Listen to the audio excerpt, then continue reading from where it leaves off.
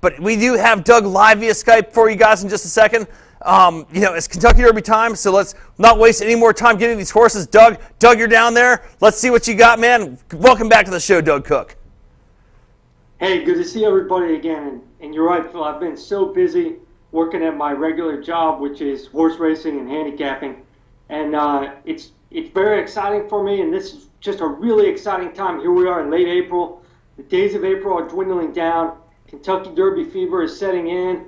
I'm getting ready to ship off to Kentucky right now. I can't believe I'm not there yet, but I'm getting ready, and it's really exciting. We got a lot of breakdown to do on this race. There is so many horses, Doug. The race is probably more wide open than it's ever been. There are literally dozens of horses here to talk about. There's obviously some favorites that everybody knows about, but we have 30 or 35 possible contenders right now. It's really crazy where the state of the Kentucky Derby is right now. So you've been watching, while we were bringing everybody the NFL playoff coverage and everything, you were out there doing your diligence. You were watching all these prep races when they started all the way back in January, Doug. Tell everybody that's out there watching what's been going on with these prep races. All right, yeah, well, let's take you through the preps real quickly. We'll start back in January, but I don't want to spend too much time on the whole January, side, because it's, for one thing, a lot of these horses are gone. I mean, they're not there anymore. They're, they've been, what slide are we on here? Yeah, Doug, let's do all the fans a favor out there, and why don't you go back in time just a little bit further, go back to the Breeders' Cup. The Breeders' Cup Juvenile is sort of the starting point for the 3-year-old campaign.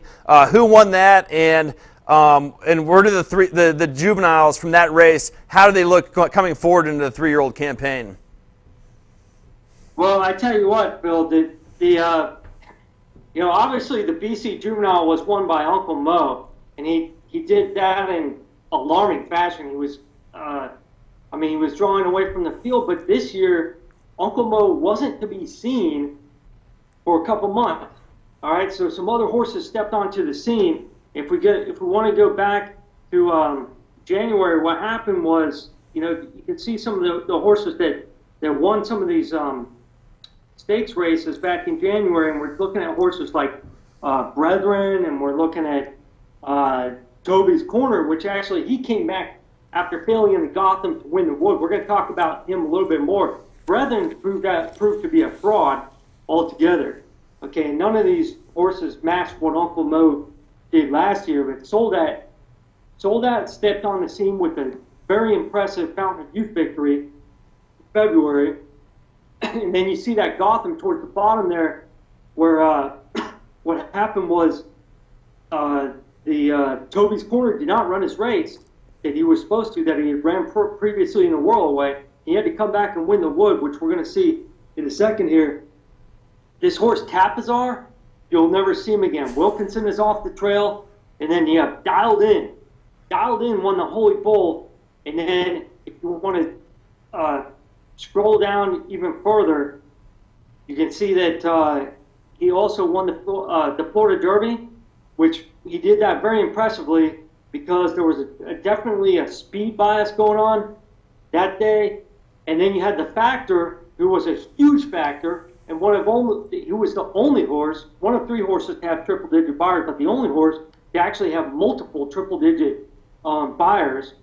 And he's off the trail now. Yeah, he was the fastest horse. We got some unfortunate news just today, Doug. I mean, we're taping this a couple weeks before the Kentucky Derby, that the Factor, obviously one of the top Derby contenders all this time, has been scratched from the Derby trail.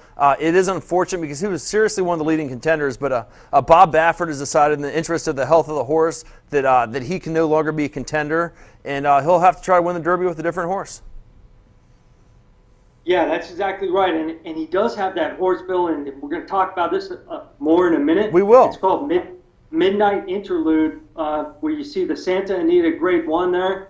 Midnight Interlude is Baffert's other horse. That's the only one he's got left. A very, very green horse. You see Toby's Corner, brilliant speed, winning on the poly track there in the Bluegrass. And Arch, who had kind of been a semi-fringe contender on the scene all year, finally stepped up and won the Arkansas Derby, but only because the previously mentioned the Factor was not a factor because he flipped his palate and he had to get surgery after that. Doug, when I was going through my charts, I found that the runner up there to Nero, and I don't want to get sidetracked too much here, but I thought that Nero was a very interesting possibility as far as Derby contenders. This is a horse by Mineshaft that's trained by Steve Asmussen there, and to me, this is a horse that looks like he's improving at the right time.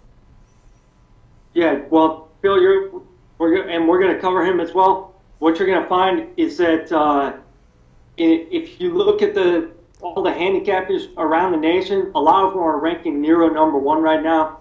They have, I don't know if it's going to play out for him. If we can have a second place Arkansas Derby horse win the Kentucky Derby 2 years in a row, he certainly is a good horse, but he does have that AP Indy curse, which I will explain. I might as well just explain it right now. Okay? Tell us about the AP Indy curse, Doug, because this is something that we've been talking about for years on the show. Yeah, let me tell you just a little bit about the AP Indy curse. What happened was AP Indy scratched, I think, the day of the Kentucky Derby back in '93 or something.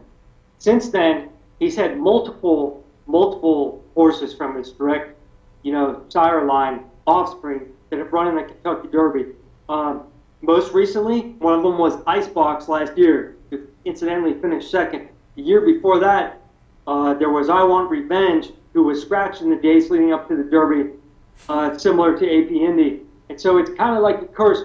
Before that, there were multiple. There were AP Valentine, there was Aptitude, there were horses that from AP Indy that finished second in the Kentucky Derby that none of them could seem to win it. And it doesn't matter what other races they're in. They can win those. They can win the Preakness. They can win the Belmont. They can win any other classic, any other Grade 1 races, but for some reason, they cannot win the Kentucky Hey, Derby. Doug, this sounds like exactly the type of paranormal case we need to turn over to our friend John Brankus and his wonderful crew over there at Base Productions and Fact or Faked. Yeah, John, you're right. Brankus can probably figure this out. He's got the staff where they can research that science and they can figure this stuff out. Phil, Absolutely. I want to go over real briefly my Road to the Roses stable. Yeah. Just to let people tune in, I got this stable a couple months ago, and you can see the horses that are still in contention there on the left, the top 6 horses, but 4 of them that I originally had in my stable are not even on the Kentucky Derby trail anymore, including Rogue Romance, who I had a 100-to-1 win bet on that I placed in October, but he's not there either. And then I had some late additions over to the right there, and a couple of them are not going to be on the Derby trail either, but they did pick up, for the most part, they picked up some points for me. And so right now I'm just out of the top 1%. I'm 227 out of 20,000. And I'm going to need one of my sleeper horses here, like Animal Kingdom or one of those people that not many other contenders have in order to win this contest. Yeah, Doug, you and I were talking last night about Animal Kingdom. This is certainly an exciting horse as far as probably a potential long shot that you can get in there. I mean, your fantasy Road to the Roses stable is a classic example why fantasy horse racing is such a challenging game to put on, because even with the Road to the Roses, something that should be the most defining moment in a 3-year-old's career, they just come in and are in and out of the scene so quickly and so inconsistently that you can't really have a good, solid, credible, competitive fantasy game. It's just so challenging to pick these horses going all the way back to, like, when does it start? Like the Fountain of Youth? Right. Well, you had to start basically late. I think it was early February is when it started. But what happens is you pick these horses that are doing well at the time, of course. You don't know who's going to blossom yet for the most part. So you pick horses like To Honor and Serve and, Mucho Macho Man. And these horses have ended up, they were just there at the right time and they were doing well. But they ended up not being anywhere near really the cream of the crop, which we're going to get to in a minute. But I do want to show you the next thing that we need to show people, Phil, is what's in store for them the first full weekend in May. Okay? Isn't there only one thing in store for these guys, the Kentucky Derby?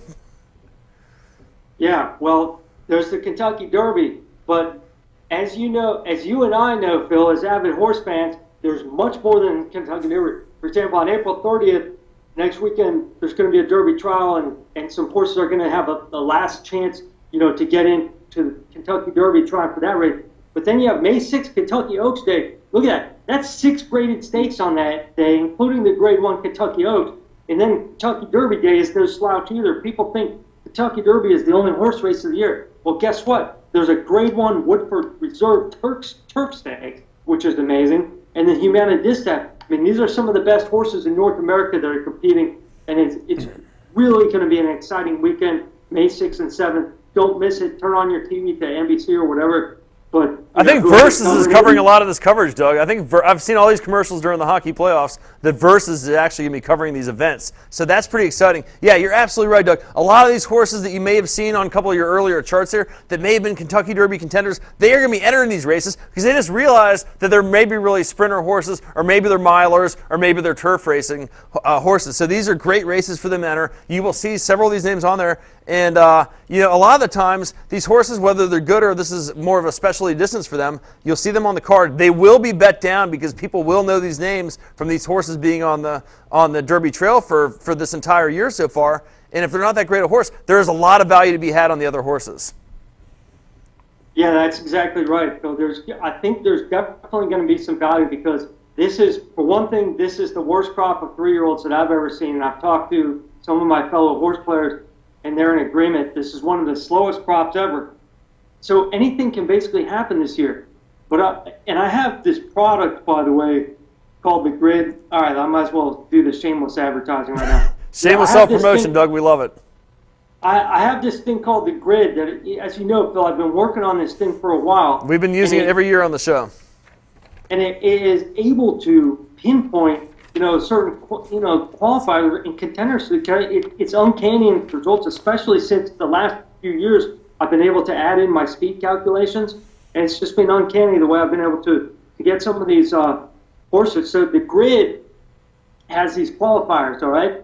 And here's what the Grid came up with this year. I can't tell you who the number one horse is, but you can see that there are 3 horses on this graphic. You can see that there are 3 horses that qualified for both the speed qualifications and the historical criteria qualification. And those are Arch.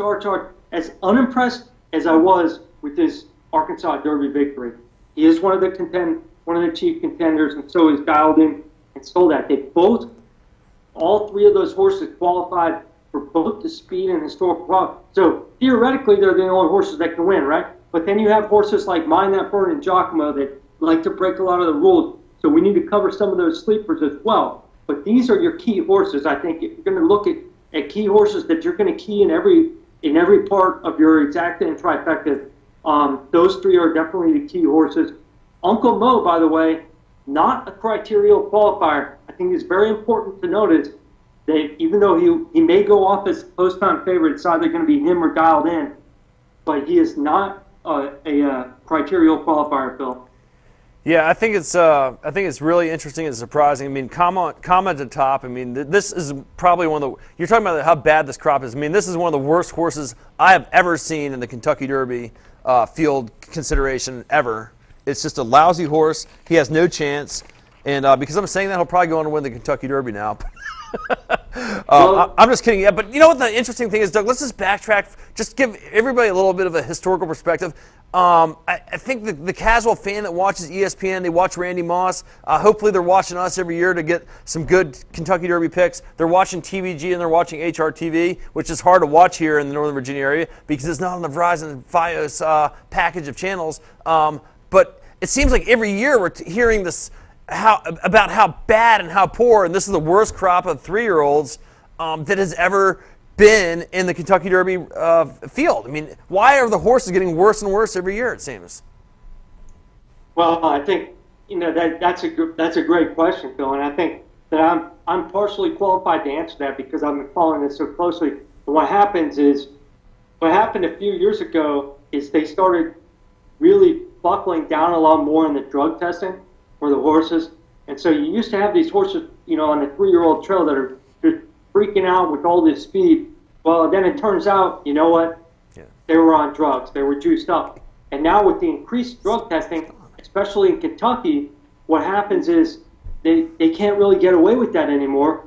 So now you have, a bunch of 3-year-olds get weeded out. The other thing is they get injured so much, and I don't know how this relates. I'm trying to still do this math in my head because, you know what? Maybe the drugs were good for them because they're getting injured so much more nowadays than when they were doing, the increased drugs. So I don't know how to make those two heads meet, but I know that one thing, they've buckled down on drug testing. Number one, okay, and number two, the horses have been getting slower. I mean, there hasn't been there hasn't been a 105 Beyer speed figure achiever basically in the last 5 years except for 1 year, and that horse got scratched out of the Derby. Yeah, Doug, we are coming down to about 10 minutes to go in the show here. How do you want to do this? You want to start ripping through all the contenders here in alphabetical order? You want to start with your top contenders, go to some potential long shots, and then just tell everybody at the end how to throw out the sleepers? I mean, what is the best way to get the people the best information we possibly can with about 10 minutes to go? Oh, well, this is real simple, Phil. What we should do right now, we should go cover a little bit of the dosage and pedigree. Now that we covered the chief grid contenders, and this horse, Master of Hound, who finished second in the UAE Derby. I'm intrigued by this horse, Doug. This is an interesting one here, and it's a Euro horse, so you have to tell us more about him. Well, the thing about this is he finished second in the UAE Derby. He's never run in the United States, never run on dirt, but I've never seen that many dosage points on one horse before. In or out of the Kentucky Derby. I don't follow dosage too much, but he's also got, look at the comparative. The second highest dosage points is Brilliant Speed with 34. He's got almost twice as many. Yeah, Doug, his sire stats, he's an 8.5 furlong average distance there, and then the dam is 10.6. I mean, those are off the charts. I mean, you just don't see those types of pedigrees. I mean, this is a King Mambo horse. Let's not forget, at the time that King Mambo was bought at the auctions, he was the most expensive horse ever purchased. Yeah, that's a great point, Bill. And King Mambo is an awesome sire, and that's undoubtedly where a lot of those dosage points come from. Remember, one of his greatest offspring was Lemon Drop Kid, who won the Belmont Stakes. So this is this horse is not run on dirt, but what happens when he does? I mean, it could be crazy. And so you also have these other, semi-content, some of these are semi-contenders, sleepers like Brilliant Speed, Arch Auction, Dialed In, we already covered. Some of these other have good pedigree, so and good dosage. And then, of course, the dual qualifier, which is a combination of that dosage index and how they ranked as a 3-year-old. Again, comma to the top, with that high early pace. Remember, high early pace has won the Kentucky Derby coming in basically 3 out of the last 4 years. So it's not something you can easily dismiss. The horse definitely has some speed. And obviously, Soledad and Uncle Mo have a lot of speed as well. Doug, I mean, explain the Shackelford anomaly to me. I mean, this is a horse to me that on paper really has no merit. I mean, he just came out of his allowance and came in 5th in the Fountain of Youth, came in 2nd in the Florida Derby. And this horse has been going off at massive odds every time he set foot on the track. I mean, how can he possibly be considered a legitimate Derby contender? It's hard to believe, Cotton, but he definitely took a big step up in class last time and tried to wire the field in the Florida Derby, and they weren't any Sally fractions, too. I mean, we're talking like 46-2 for the half-mile, 9-furlong race. He was peeking out some fractions, and he just barely, gave in to Dialed In at the end. I think just Dialed In wanted that victory a little bit more to, shore up their Derby credentials. Those are fast fractions. I mean, if he goes out in the Derby and tries to set those, Doug, I mean, you're talking about Cholito all over again. This horse will finish in last place. Yeah, he's obviously is going to have a hard time getting away with those fractions of the Derby. But while we're at it, and I know you can't see my face right now, but we have some charts here to cover the top contenders, and we're just going to do this, Phil, in the order of really what the current odds are. And the current odds are single digits on those first 4 horses that we looked at there. We already covered Dialed In, the best late runner in the field. Uncle Mo, one of the best early runners. Arch, who somehow won the Arkansas Derby, and Nero, who finished second behind him. Those are the chief contenders in anyone's book. They will tell you. And the rest of the ones we have listed there are the ones that are ranking. Depends on the sports book you're looking at. Right now, they're going anywhere from 10-1 to 20-1. But Mucho Macho Man, the June foal, no chance of winning the Derby. He's still a factor. Sold that. You stole my line, Doug. I was going to say Mucho Macho Man has no chance. Yeah, well, you know what? June Foal, I don't think a June Foal has ever won the Kentucky Derby. You know, we don't have time to get into the breeding sessions and the gestation period. June is a little bit too late.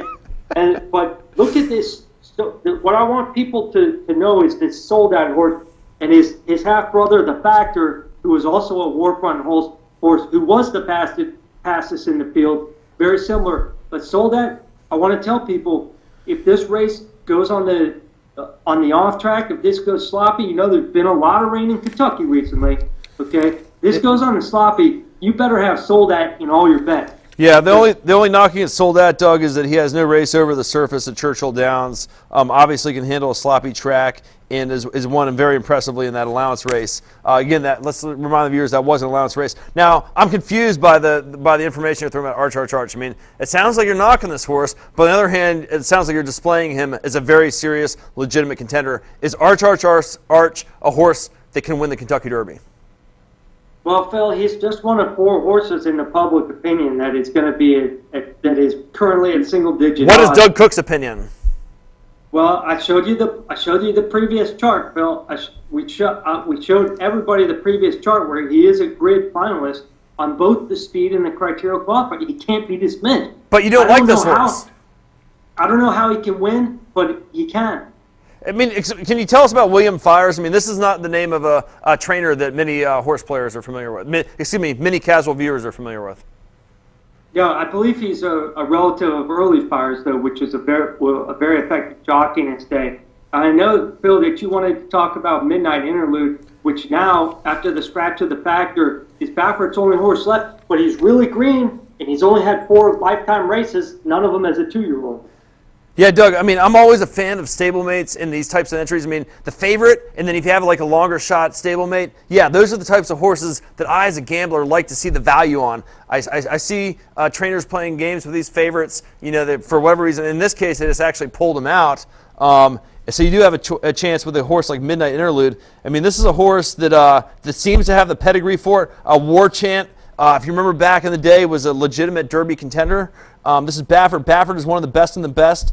I mean, this is a horse that has won 2 races, including the blowout in his maiden victory, and came out and won the Santa Anita Derby. I mean, it's no joke. I mean, and let's remind the viewers that Santa Anita has switched back. They're not running on the poly track anymore, so that poly track curse that you guys might associate with the California runners, it's gone now. They've gone back to the dirt, so they're ready. These horses have been running on the dirt for the entire 2- and 3-year-old campaigns out there in California, except for like at Hollywood, which is still on AstroTurf. But Doug, we have 3 minutes. I mean, this is I think California's got it squared away here, and we might see another one of these Santa Anita champions come on and win a Derby.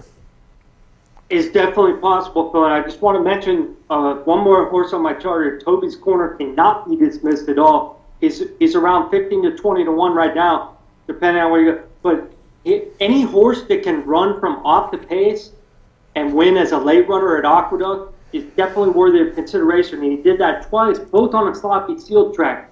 And so now we need to go, basically, we need to go to the sleepers, Phil. We need to go to these long shots.